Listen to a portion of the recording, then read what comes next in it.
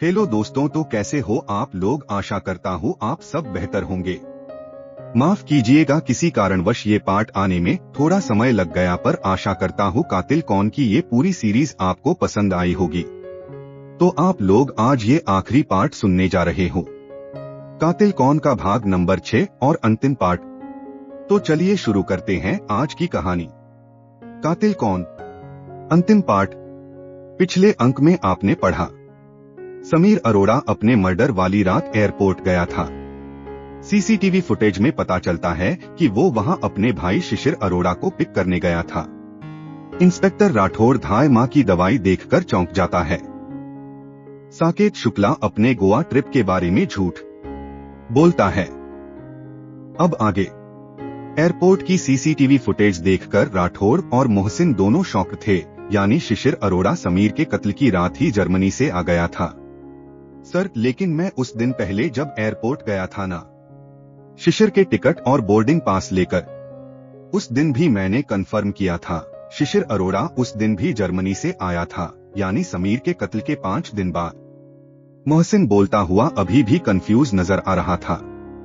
हाँ, और जब वो दूसरी बार आया तो उसके 1 दिन बाद ही धाय मां की मृत्यु, यानी शिशिर एक बार आता है तो समीर का मर्डर और दूसरी बार। पर ये वापस क्यों गया? समीर मर्डर का शक इस पर ना जाए इसलिए, या फिर और कोई कारण? डॉट मोहसिन गंभीर होते हुए बोला, कोई भी कारण हो सर, पर कातिल तो यही है ना, ये तो साफ है, इसमें आप इतना क्यों सोच रहे हो? इतनी जल्दी किसी नतीजे पर पहुंचना ठीक नहीं मोहसिन, सिर्फ इसलिए कि वो उस दिन आया था और समीर उसे लेने गया था, इतना सबूत काफी नहीं है शिशिर को कातिल ठहराने के लिए। मोहसिन, थोड़ी देर के लिए मुझे अकेला छोड़ दो, मामले को थोड़ा गहराई से समझना होगा। करीब आधे घंटे बाद इंस्पेक्टर राठौड़ तेजी से उठा और बिना कुछ बोले गाड़ी स्टार्ट की और कहीं चला गया। मोहसिन असमंजस से उसे जाते हुए देखता रहा। थोड़ी देर में महिला कर्मचारी अपने साथ टीना अरोड़ा को लेकर पहुंच चुकी थी। टीना बहुत गुस्से में थी और बार बार इंस्पेक्टर राठौड़ के बारे में पूछ रही थी। कहाँ है तुम्हारे राठौड़ साहब, इस तरह मुझे यहाँ इस तरह बुलवाने का क्या तुक है? पहले ही आपने मेरे देवर को 2 दिन से यहाँ लॉकअप में डाल रखा है। पुलिस अपनी नाकामयाबी को छुपाने के लिए हमेशा यही करती है, कोई न मिले तो घर वालों को ही परेशान करो, ताकि आगे से कोई भी किसी तरह की पुलिस कंप्लेन करने की कोशिश ही न करें। समीर के कातिल को तो पकड़ नहीं पाए आप आज तक। अब मोहसिन का धैर्य जवाब दे गया। एक तो राठौड़ साहब पहले ही पूरी बात क्लियर किए बिना और बिना कुछ कहे पता नहीं कहाँ चले गए। वैसे ही मोहसिन के पेट में कब से गुदगुदी हो रही थी सच जानने की। उसका मन हो रहा था कि उस शिशिर अरोड़ा को 2 चांटे मारे और सब कुछ उगलवा ले, पर साहब के आर्डर के बिना वो मजबूर था। ऊपर से ये टीना मैडम। मोहसिन से कंट्रोल नहीं हुआ, वो गुस्से से बोल पड़ा, क्या मैडम, कुछ भी अनाप शनाप बोले जा रही हैं आप कब से? कुछ पता भी है आपको? ये जो आपके देवर हैं ना शिशिर महाशय, सब इन्हीं का किया धरा है। आप जानती हैं, जिस दिन आपके पति का मर्डर हुआ था उस दिन ही ये जर्मनी से आए थे।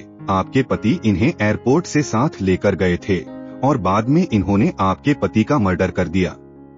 व्हाट रबिश, ऐसा कैसे कह सकते हैं आप? भाई है वो मेरे पति के। हाँ, मुझे पता है कि वो उस दिन आए थे। उस दिन उनकी यहाँ कोई मीटिंग थी, इसीलिए समीर उनसे मिलने एयरपोर्ट भी गए थे। उनसे मिलकर समीर लखनऊ के लिए निकल गए और अपनी मीटिंग अटेंड कर उसी दिन शिशिर वापस चले गए। इसका मतलब ये थोड़ी हुआ कि वो जर्मनी से सिर्फ समीर का कत्ल करने के लिए आए हो। टीना गुस्से से चिल्ला पड़ी, और आपको ये बात इतनी इम्पोर्टेंट भी नहीं लगी कि आप इस बारे में पुलिस को बताती? इंस्पेक्टर राठौड़ ने एंटर होते हुए बोला। राठौड़ को देखते ही मोहसिन अपनी सीट से खड़ा हो गया और राठौड़ को सैल्यूट किया। हाँ तो टीना जी, मैं कुछ कह रहा था आपसे। आपने बताया नहीं हमें कि आपके देवर आपके पति के कत्ल की रात भी जर्मनी से आए थे। राठौड़ ने गहरी नजर टीना पर जमाते हुए पूछा तो टीना एकदम से सकपका उठी। मुझे इसमें कुछ इम्पोर्टेंट नहीं लगा इसलिए नहीं बताया। और क्या? मोहसिन, जाओ और उन दोनों शिशिर और साकेत को यहीं ले आओ, बड़ी इंटरेस्टिंग कहानी सुनाता हूँ तुम्हें। मोहसिन उत्सुकता से राठौड़ को देखता हुआ गया और जल्दी से दोनों को लॉकअप से निकालकर राठौड़ के रूम में ले आया। कितना सस्पेंस बना रहे हैं आज राठौड़ साहब भी, मेरे तो पेट में दर्द ही होने लगा। अब ये कातिल का नाम सामने आए तो मेरा पेट हल्का हो। मोहसिन सोचता हुआ ही रूम में आया। तभी वहां पर शिवम और चोपड़ा साहब भी पहुंच गए। शायद राठौड़ ने ही उनको बुलाया होगा। शिवम के आते ही इंस्पेक्टर राठौड़ बोल पड़ा, शिवम, तुम सच कह रहे थे, तुम्हारी माँ को इंटेंशनली मारा गया था। कहते हुए राठौड़ ने अपनी ड्रावर से धाय माँ की दवाई की शीशी निकाली और टेबल पर उलट दी। सब आश्चर्य से राठौड़ को ऐसा करते हुए देख रहे थे। अचानक से राठौड़ ने एक कैप्सूल अपने हाथ में लिया और उसे खोल दिया। और ये क्या? कैप्सूल तो काली था। ये देखो शिवम, किसी ने चालाकी से ऊपर ऊपर के सभी कैप्सूल्स की दवाई निकाल दी थी और बेचारी धाय माँ, वो पूरे विश्वास से खाली दवाई खाती रही और उनकी तबीयत बिगड़ गई। वो तो ये भी नहीं जानती थी कि उनके साथ कितना बड़ा विश्वासघात हो रहा था। किसने किया ये सब और क्यों? मेरी माँ ने किसी का क्या बिगाड़ा था? वो तो साक्षात ममता की प्रतिमूर्ति थी। शिवम आंखों में आंसू भर गुस्से से बोला, धैर्य रखो शिवम, आज इस कमरे में एक एक साजिश का पर्दाफाश होगा। अब ये सारी कहानी मैं सुनाऊं या तुम सुनाओगे? शिशिर अरोड़ा, ओह सॉरी, शिशिर अरोड़ा नहीं, समीर अरोड़ा। ये सुनकर सभी के मुंह खुले के खुले रह गए। मोहसिन को तो कुछ समझ ही नहीं आ रहा था कि सर आज इतनी अजीबोगरीब बातें क्यों कर रहे हैं। कहीं दोनों भाइयों के नाम में कंफ्यूज तो नहीं हो गए। पर राठौड़ के अभी के तेवर देखकर उसने फिलहाल चुप रहना ही ठीक समझा। ये क्या कह रहे हैं आप इंस्पेक्टर राठौड़? मिस्टर चोपड़ा आश्चर्य से बोले। जी चोपड़ा साहब, मैं सही कह रहा हूँ। ये जो महाशय यहाँ हमारे सामने खड़े हैं, ये शिशिर अरोड़ा नहीं, समीर अरोड़ा ही है। अब इन्होंने ये सब क्यों और कैसे किया? ये कहानी कुछ पार्ट्स में चलेगी। इस कहानी का पहला पार्ट मैं सुना देता हूँ, बाकी का सस्पेंस कहानी के अगले पार्ट में ये पूरा कर देंगे। ये एक सोचा समझा और चालाकी से बनाया गया प्लान था। दरअसल उस दिन समीर अरोड़ा को लखनऊ जाना जरूर था, पर जब उन्हें पता चला कि आज शिशिर जर्मनी से आने वाला है, तो इन्होंने अपना प्लान चेंज कर शिशिर को एयरपोर्ट से पिक किया और बहाने से उसे लखनऊ हाईवे के पास बने जंगल में ले गया। वहां उसके सिर पर पीछे से वार कर उसे मार दिया और उसका चेहरा जलाकर अपनी खुद की अंगूठी, घड़ी और ब्रेसलेट उसे पहना दिए, ताकि उनकी पत्नी टीना बॉडी की पहचान समीर के रूप में आसानी से कर ले। मोहसिन, तुम सोच रहे थे न कि मैं अभी कहाँ चला गया था और ये सब मुझे कैसे पता चला? मुझे एकदम से विचार आया कि जंगल से कातिल बिना गाड़ी के कैसे भागा होगा, क्योंकि हाईवे से तो वारदात वाली जगह काफी दूर थी। तब मैं वहां गया और देखा कि वारदात की जगह से करीब आधे किलोमीटर दूर से एक रास्ता दूसरी साइड के दिल्ली हाईवे की तरफ जाता है। उस हाईवे के टोल पर लगे कैमरा में देखकर मैं आश्चर्यचकित रह गया कि एक गाड़ी में ये मिस्टर समीर अरोड़ा एक महिला के साथ थे। हालांकि इन्होंने केप और मास्क से अपना चेहरा पूरा ढका हुआ था, पर लगातार 3 टोल बूथ पर उस गाड़ी को कैप्चर करने पर एक झलक इनके चेहरे की मिल ही गई। And you all won't believe, वो महिला कौन थी? Mrs Tina Arora and Mr Sameer and Mrs Tina Arora. अब जब आपका सच सबके सामने आ ही चुका है, तो अब आप बता ही दीजिए कि ये आपने शिशिर का चेहरा कैसे और कब लगवाया और ये सब क्यों किया? अपना जुर्म सामने आते ही टीना रो पड़ी। समीर गुस्से से बोल पड़ा। वो शिशिर पहले तो बोला कि उसे पिताजी के बिजनेस में कोई इंटरेस्ट नहीं है और जर्मनी नौकरी करने चला गया, पर अब जब मैंने इतनी मेहनत कर बिजनेस इतना जमा दिया, तब पता नहीं कहां से उसका इंटरेस्ट जाग उठा और अपना हिस्सा मांगने लगा। तो मैं क्या करता? अब जब उसको मारना ही था तो मैंने सोचा कि क्यों न इसका कुछ और फायदा भी उठाया जाए। इसलिए मैंने अपना 50 करोड़ का इंश्योरेंस करवाया, जिसमें नॉमिनी टीना थी। उस दिन शिशिर की बॉडी जलाने के बाद दूसरे हाईवे के रास्ते पर टीना मेरा इंतजार कर रही थी। उसने मुझे एयरपोर्ट छोड़ा। शिशिर और मेरा चेहरा, आवाज और कदकाठी काफी मिलते थे। मैं उसकी आईडी से उसी दिन लंदन चला गया। वहाँ मेरा एक दोस्त प्लास्टिक सर्जरी एक्सपर्ट है, उससे मैंने अपना चेहरा चेंज करवाया और वहाँ से जर्मनी जाकर 5 दिन बाद इंडिया चला आया। मैंने एक फुल प्रूफ प्लान बनाया था, पर पता नहीं कैसे अब समीर की नजर झुकी थी। और मेरी माँ ने तुम्हारा क्या बिगाड़ा था? उसने तो तुमको बेटे से बढ़कर माना था। शिवम गुस्से से बोल पड़ा।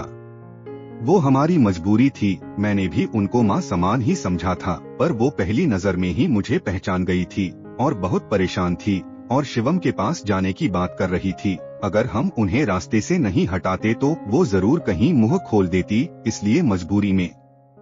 धिक्कार है तुम पर, ये बदला दिया तुमने उनकी ममता का। शिवम गुस्से से उबल पड़ा।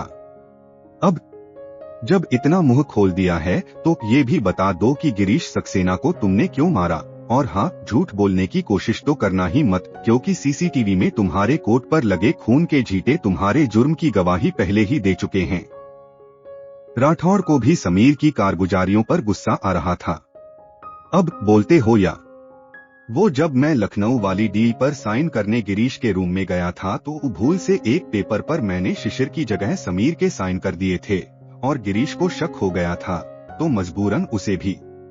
ओहो, कितने मजबूर थे तुम की मजबूरी से 3 मर्डर करने पड़े तुम्हें। इसे मजबूरी नहीं लालच की इंतहा कहते हैं मिस्टर समीर। मुझे वहीं से शक हुआ कि तुम शिशिर नहीं समीर हो। भले ही तुमने उन सिग्नेचर को काट दिया था, पर पुरानी फाइल से तुम्हारे साइन देखकर मैं समझ गया कि हो न हो तुम समीर ही हो।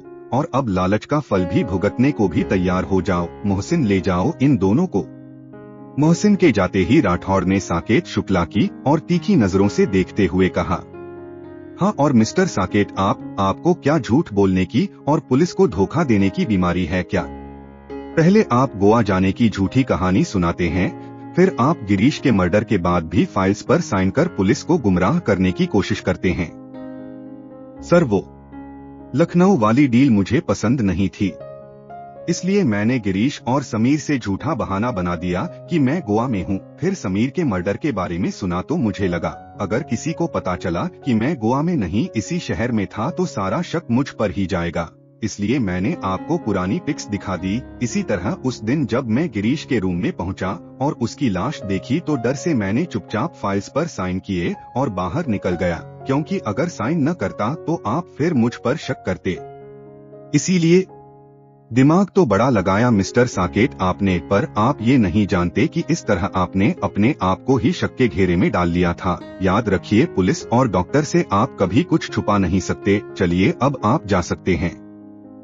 सॉरी सर, आगे से ध्यान रखूंगा। अच्छा सर, अब हमें भी इजाजत दीजिए, पाप का अंत ऐसा ही होता है।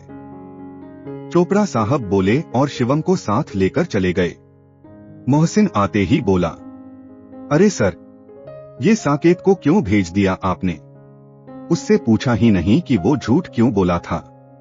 वो तुम्हें कभी फुर्सत से बताऊंगा मोहसिन। पर सर, मेरी पेट की गुदगुदी का क्या होगा फिर? मोहसिन ने मुंह बनाकर कहा तो राठौड़ जोर से हंस पड़ा। कहानी अच्छी लगी हो तो कमेंट अवश्य करें। तो दोस्तों, आपको ये पूरी सीरीज कैसी लगी हमें कमेंट करके जरूर बताइएगा। हमें कमेंट करके ये भी बताना कि आप लोग आगे आने वाले समय में कैसी कहानियां सुननी पसंद करेंगे। जैसी कहानियां आप कहेंगे हम वैसी ही कहानी आपके सामने पेश कर देंगे। आप लोग कमेंट करके हमें बताते हैं तो हमें बहुत अच्छा लगता। अगर आपको ये कहानी पसंद आई हो तो कृपया करके ये पूरी सीरीज अपने परिवार के सदस्यों के साथ, अपने दोस्तों के साथ शेयर करना न भूले। मिलते हैं बहुत जल्दी एक और नई कहानी पूरी सीरीज लेके। तब तक के नमस्कार, आदाब, सत श्री अकाल, जय श्री राम। हमारी कहानी सुनने के लिए आप लोगों का बहुत बहुत धन्यवाद।